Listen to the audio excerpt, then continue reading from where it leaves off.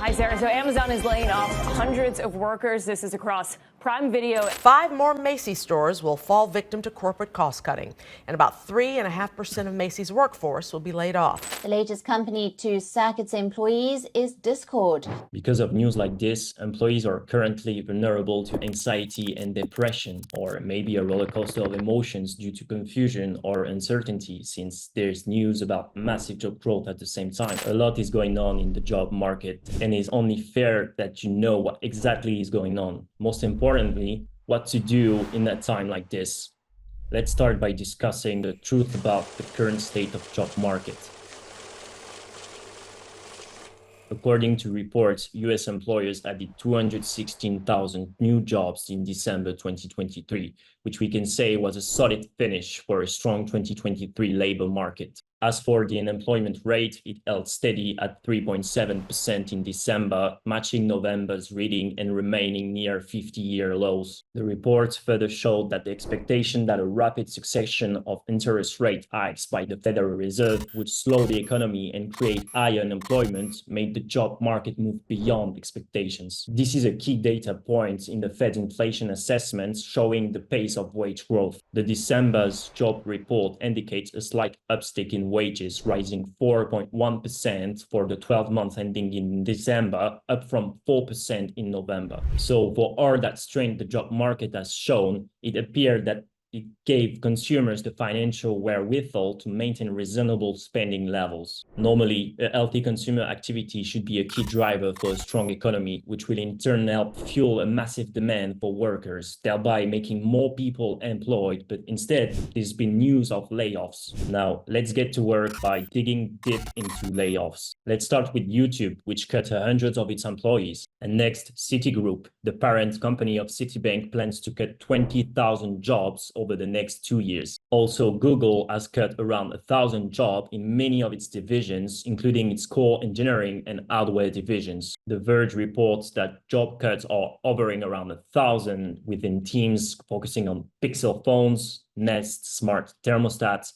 Fitbit watches, and Google Assistant. Even after cutting that many jobs, Google reportedly plans to lay off around 30,000 employees. According to a recent report from The Information, Google is considering a substantial workforce reduction as part of a strategic move to integrate AI into various aspects of its business processes. Unity Software is not left out.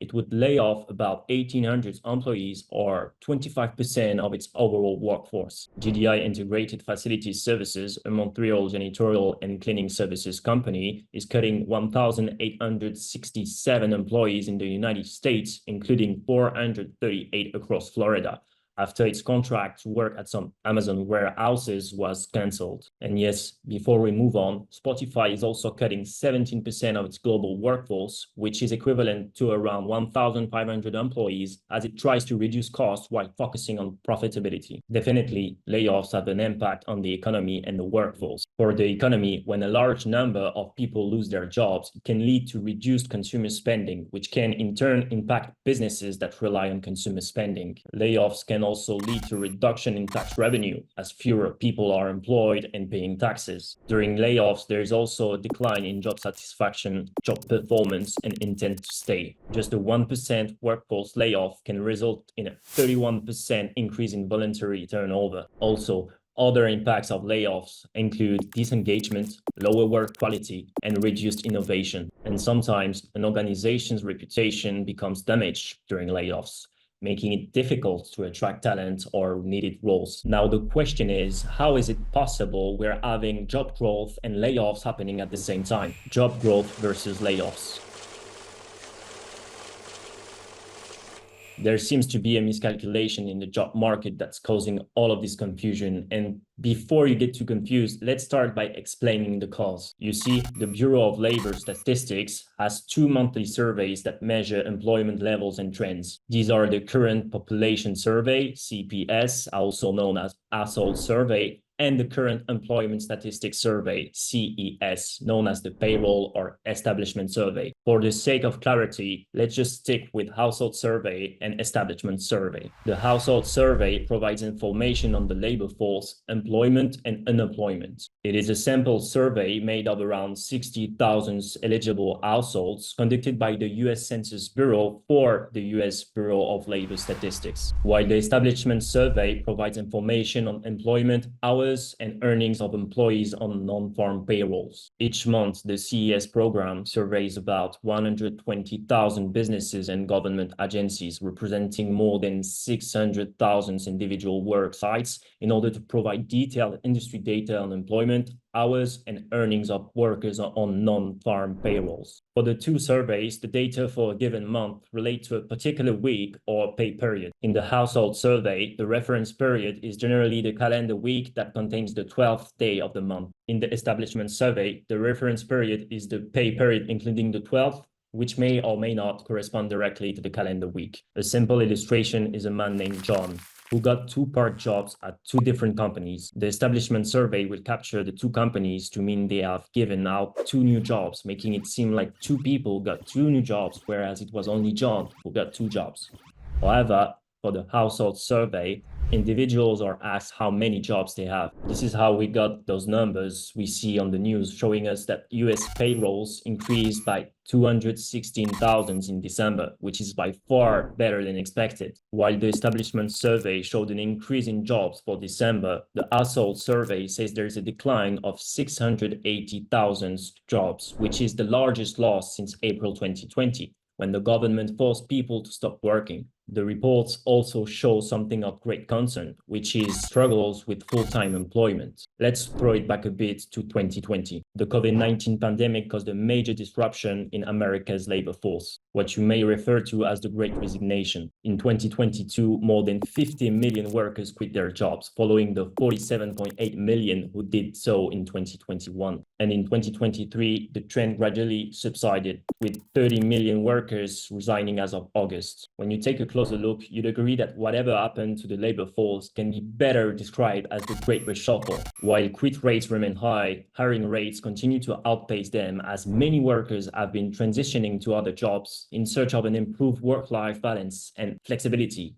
increased compensation, or a strong company culture. Reports have clearly shown that people are losing their full-time jobs, and these lost jobs are being replaced with multiple part-time jobs. Looking at the cumulative effect of all the downward movements that happened in 2023, it shows that 1/4 or 25% of all the jobs that were claimed in the reports to have been created do not exist. We can agree that 1 or 2 months after we see these reports, the jobs were revised. But that is just 1/4 of 100%, which still leaves us with 75% of job gains that happened last year. Now the question is, what happened to those jobs? According to the Bureau of Labor Statistics, government employment increased by 52,000 in December, and the government added an average of 56,000 jobs. Over the month, employment increased in warehouse clubs, supercenters, and other general merchandise retailers, building material and garden equipment and supply dealers, and automotive parts, accessories, and tire retailers. These job gains were partially offset by a job loss in department stores. Also in the same month, healthcare added 38,000 jobs as employment continued to trend up in ambulatory healthcare services, adding 19,000 jobs, and hospitals adding 15,000 jobs. Job growth in healthcare averaged at 55,000 per month in 2023, compared with the 2022 average monthly gain of 46,000. Employment in social assistance rose by 21,000 in December, mostly in individual and family services. Social assistance employment rose by an average of 22,000 per month in 2023, a little different from the average increase of 19,000 per month in 2022. As for employment in leisure and hospitality, it changed a little in December. The industry added an average of 39,000 jobs per month in 2023, less than half the average gain of 88,000 jobs per month in 2022. Employment in the industry is below its pre-pandemic February 2020 level by 160,000 or 1%. Employment in transportation and warehousing declined by 23,000 in December, courier and messengers lost 32,000 jobs, while air transportation added 4,000 jobs. It turns out that 60% of all jobs that were created in 2023 were either government or healthcare, which in the US is government. Industries like transportation and warehousing, all those jobs and the massive dominating net increase in jobs came strictly from the government. The next concern is job market trends impact on investment strategists. Investors will continue to keep a close eye on job growth data and the employment rates, which has remained below 4% since early 2022. Slower job growth, a reduction in the ratio of open position to available workers, and an uptick in the unemployment rate might be looked upon favorably by the markets. Somehow, softer employment data would ease investor concerns for the future Federal Reserve interest rate hikes and increase anticipation of the first Fed rate cuts in the current cycle. According to experts, investors will continue to follow jobs data for signs of slowdown, which could provide the Fed with the impetus to begin cutting interest rates. Lower rates are considered to provide a boost to the economy, which is likely a factor that helped drive 2023 stock market rally. Now, let's talk about how to successfully navigate the current uncertain job market. The first thing to know is that if you have nothing lined up at the moment, it is advisable not to quit your job. Another tip is if there is any job available and you've been laid off already, you should certainly take it, as it will be easier for you to earn more. According to studies, it is easier to negotiate for a higher salary when switching jobs than getting a raise in your current workplace. Also, no matter what the economy looks like, know that there's always an opportunity to make more money. Do remote jobs come to mind? A lot of people, and in fact 55% of job applicants, say they want remote jobs. As the demand becomes high, more industries and companies may have vacant roles that require you to show up in person. While many people feel that the benefits of remote work, such as time savings without transportation needed, easier access to physical exercise, and better work-life balance outweigh the costs, such as less visibility and more isolation, consider the pros of on-site work too. Ask most remote workers around, and you'd be astonished to see how much they need to socialize. The opportunities to socialize can be huge for mental health as well as for growing your professional network, as more face time can accelerate your career. Showing up often leads to a better chance of promotion or a pay bump. Now, this next one is very important. Upscaling cannot be overemphasized. There's been a flurry of company-sponsored upscaling as organizations vie for market dominance, but many individuals have sought out upscaling on their own. If you have time now, use it to participate in certification programs, continuing education, and other training to improve your employability. And if you're already an employee, you should do well to upskill so that you can bring more value to your organization. According to a report, upscaling helped 43% of professionals gain career growth in their own organization, while 23% were able to switch to a different domain and 18% were able to secure a new job. All of these are through upskilling. The truth is the motivation to learn and read continuously should happen well before the possibility of a layoff. That way, you are already prepared. Most industries and functions are in the middle of a technology disruption. A good place to start would be to understand how technology is disrupting your sector and how you can leverage technology to improve your productivity and the organization's competitive advantage. That way, you can make yourself indispensable and even negotiate for a raise since you're adding more value. If you want to acquire new skills without the stress, e-learning is a great way to do so. It gives candidates access to the best trainers and teachers in the specific field. Brand new skills acquired from reputed online learning platforms are of great value, and employers definitely provide an edge to candidates with such learning experiences. In fact, around 50 to 60% of hiring managers consider learning experiences through online courses as an important part of their recruiting process. So what are you waiting for? Also, if you're already employed, you can join the 45% of Americans who get in a side hustle to diversify their skill set. Just make sure your side gig doesn't pose a conflict of interest to your main job and that your boss knows you're still fully committed. That way, you're safe. You may also want to go where the growth is. Thanks to the pandemic, trends such as digital commerce and automation were accelerated, and many people are switching occupations as a result. Because of the faster pace of change in the market, certain jobs are projected to have higher growth rates than others. Perhaps, unsurprisingly, Tech jobs like data analysts, software developers, and roles creating and supporting artificial intelligence are on the rise, according to the US News and World Report. One other aspect most people are not targeting is the mental health profession. There is currently a booming demand for mental health professionals due to widely reported burnout and new online platforms that are making therapy more accessible. This is the reason. Burnout from workplace stress has been at an all-time high since spring 2021,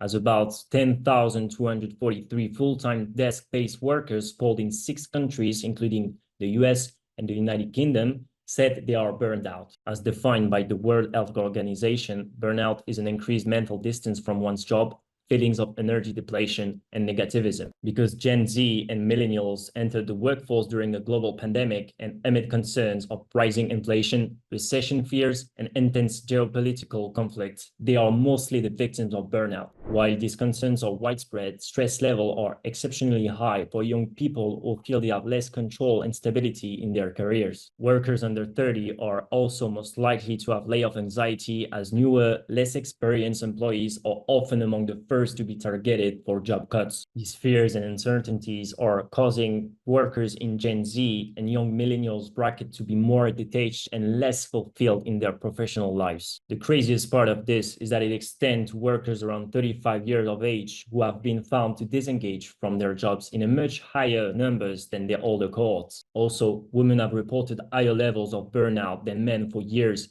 a gap that has more than doubled since 2019. So if you can acquire a skill to make you an asset in this field, now is the time. Generally, pay attention to reports about growing demand and figure out how your skills could add value in that area. Finally, be sure the grass is actually greener. For the juicy salary, most people have taken jobs they cannot handle for a long time. Many people report working longer hours since the start of the pandemic and are now seeking jobs that prioritize work-life balance. But career experts recommend verifying there actually is a healthier culture at your prospective employer before jumping ship. How to find out is by talking to as many people as possible during the interview process, and also people who have worked in that role or company or are currently on the job to get an honest portrayal.